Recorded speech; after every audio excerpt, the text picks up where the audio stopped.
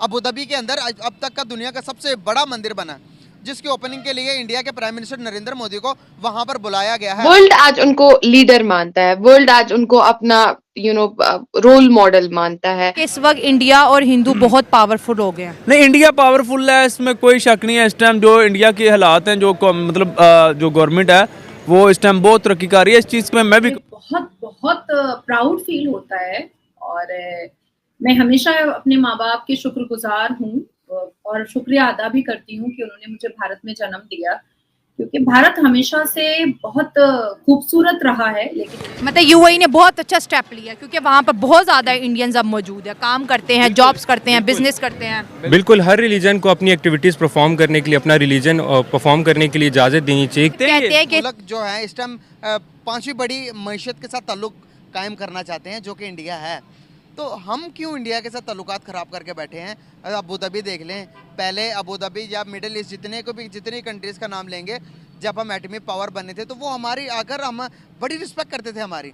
आज हमने क्या किया? हम उनसे जाकर मांग रहे हैं, हम मांगने जाते हैं, लेकिन इंडिया वहाँ पर देखें अपनी नई फैक्ट्रीज खोलने जाता, अपने बिजनेस को शुरू करने जाता। क्या डिफरेंसेस देखते हैं? सर डिफरेंसेस बहुत ज़्यादा हैं और राम मंदिर भले ही सिर्फ दुबई में ही नहीं होने वाला है इनॉग्रेट, आइंदा आइंदा इंशाल्लाह आप देखेंगे कि पूरे वर्ल्ड में इसकी संतानें निकलेंगी, इसके वर्ल्ड में पूरे दुनिया में इसकी शाखें निकलेंगी और पूरी दुनिया में राम मंदिर। जय हिंद दोस्तों, हिंदुत्व का परचम धीरे धीरे दुनिया भर के कोने कोने में फैल रहा है। अब चाहे फिर वो इस्लामिक देश हो या फिर क्रिश्चियन देश हो, चारों तरफ केवल और केवल हिंदुत्व की ही बात चल रही है। करना चाहते हैं तो it's not a big deal. अगर हम इकोनॉमिकल लिहाज से बात करें, तरक्की की बात करें, तो हर एक मुल्क जो है इस टाइम पांचवी बड़ी मईशत के साथ ताल्लुक कायम करना चाहते हैं, जो कि इंडिया है। तो हम क्यों इंडिया के साथ ताल्लुकात ख़राब करके बैठे हैं? अबू धाबी देख लें, पहले अबू धाबी या मिडिल ईस्ट जितनी कंट्रीज़ का नाम लेंगे, जब हम एटमी पावर बने थे तो वो हमारी आकर हम बड़ी रिस्पेक्ट करते थे हमारी।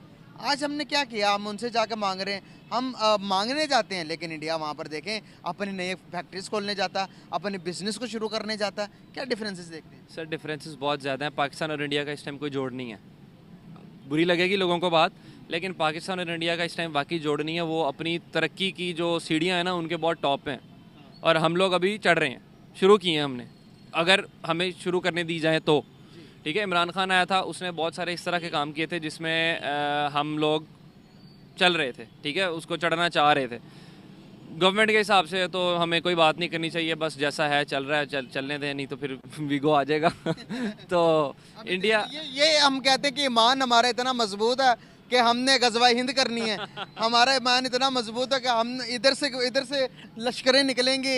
और अब दरअसल हाल ही में राम मंदिर का उद्घाटन करने के बाद अब आज प्रधानमंत्री मोदी ने अबू धाबी में बनने वाले पहले हिंदू मंदिर का उद्घाटन कर दिया है। इस मंदिर का निर्माण कार्य साल 2019 में शुरू हुआ था और इस मंदिर के निर्माण में तकरीबन 800 करोड़ रुपए की राशि खर्च हो चुकी है। यह मंदिर 26 एकड़ की जगह में फैला हुआ है और इस मंदिर का निर्माण स्वामी नारायण संस्था के द्वारा कराया गया है। इस मंदिर के निर्माण में सफेद संगमरमर और गुलाबी बलुआ पत्थर का उपयोग किया गया है। मंदिर की दीवारों पर की गई खूबसूरत कलाकारी के साथ साथ दीवारों पर रामायण, शिव पुराण और साथ ही साथ भगवान जगन्नाथ की यात्रा को छोटी छोटी मूर्तियों के द्वारा दर्शाया गया है। साथ ही साथ इस मंदिर में गंगा, यमुना और सरस्वती का संगम भी दर्शाया गया है। प्रधानमंत्री मोदी के द्वारा इस मंदिर का उद्घाटन करने के बाद अब ये मंदिर यूएई में रहने वाले भारतीय मूल के लोगों के लिए और भारत से जाने वाले भारतीय मूल के लोगों के लिए खोल दिया जाएगा।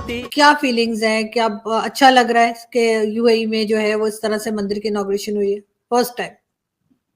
डेफिनेटली मुझे बहुत बहुत प्राउड फील होता है और मैं हमेशा अपने माँ बाप की शुक्रगुजार हूँ और शुक्रिया अदा भी करती हूँ कि उन्होंने मुझे भारत में जन्म दिया, क्योंकि भारत हमेशा से बहुत खूबसूरत रहा है। लेकिन कुछ वक्त तक भारत को बहुत दशा और दिशा दोनों खराब कर दी गई थी कांग्रेस की वजह से।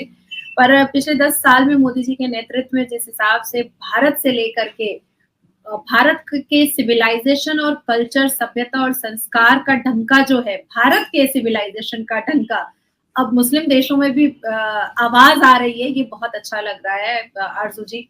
एंड सेकेंड थिंग कि मैं ये भी कहना चाहूंगी आपके साथ, क्योंकि आपका प्लेटफॉर्म बिल्कुल ओपन प्लेटफॉर्म होता है, तो जो लोग छाती पीट रहे थे भगवान राम की प्राण प्रतिष्ठा पर, मुझे लगता है कि अभी ठंडक हुई भी नहीं होगी। खुजली बंद भी नहीं हुआ होगा, बरनौल अभी लगा ही रहे होंगे, लो भैया एक और उनके लिए धमाका हो गया है। पर बहुत खूबसूरत मंदिर बनी है, बहुत खूबसूरत। इवन मेरे जाने की बात थी, पर क्योंकि हल्द्वानी में इतना बड़ा मैटर हुआ है और कल सरस्वती पूजा है, तो बहुत सारे प्रोग्राम्स है मेरे, और फिर मुझे हल्द्वानी विजिट करना है, तो इसकी वजह से मैं रुक गई हूँ। लेकिन मुझे लग रहा है कि मैंने बहुत बड़ी चीज मिस कर दी है, बहुत बड़ी चीज। साथ ही साथ मैं भारत के मुसलमानों के लिए भी ये बात कहना चाहूंगी कि हमारे रामलला के प्राण प्रतिष्ठा के दिन उन्होंने बहुत अभद्र बातों का, बहुत डेफेमेटरी लैंग्वेज का इस्तेमाल किया था। जोड़ा अवेसी में से जो शिरवानी अवेसी हैं और कुछ शिरवानी साहिबा हैं, उन्होंने लंबी लंबी बातें की थी। तो मुझे लगता है कि उन लोगों को यूएई में मक्का मदीना भी बॉयकॉट कर देना चाहिए, क्योंकि वहां भी तो भाई 72 एकड़ की जमीन पर जो है, और वो इतनी खूबसूरत नक्काशी की हुई मंदिर बनी है। और मैं देख रही थी सुबह में, और जितने भी रिपोर्टर्स जो मेरे बहुत अच्छे कॉलीग हैं, जो मेरे फ्रेंड जैसे हैं, जो मेरे भाई बहन जैसे हैं, वो लोग मुझे वीडियो कॉल पे दिखा रहे थे कि नाज़िया ये जितनी पिलर ऑफ द पिलर जो बना है, वो एक एक पत्थर की नक्काशी जो है वो 1.5 साल में हाथ से की गई है। तो ये मुझे देख करके आंखें लग रही थी ना कि यार मैं यहाँ क्यों अटक गई, मुझे तो वहां जाना चाहिए था। और मतलब भगवान राम की जो मूर्ति बिठाई गई है, राधा कृष्ण की जो मूर्ति बिठाई गई है, मतलब इतना खूबसूरत मंजर हो रहा है। मुझे तो ऐसा लग रहा है कि सेकंड अयोध्या हो गया है, वो सेकंड अयोध्या पार्ट 2 वहां नजर आ रहा है। तो बहुत अच्छा लग रहा है।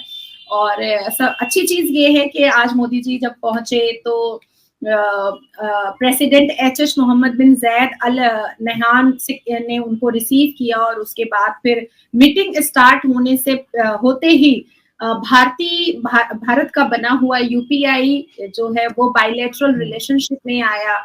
उसके बाद फिर मोदी जी ने जब बैठ करके बातचीत किया तो आईमैक कॉरिडोर के बारे में उन्होंने जैद जी से बात किया, और उन्होंने कहा कि बिल्कुल यूएई से लेकर के, भारत से लेकर के जो भी आईमैक कॉरिडोर में आते हैं, इकोनॉमी तो बूस्ट करेगी ही करेगी, पर हर वो देश जो आईमैक कॉरिडोर में आ रहा है उनके लिए, उनके आने वाले उस देश के सिटीजन के लिए एक बहुत ब्राइट फ्यूचर भी नजर आ रहा है, बहुत ब्राइट फ्यूचर।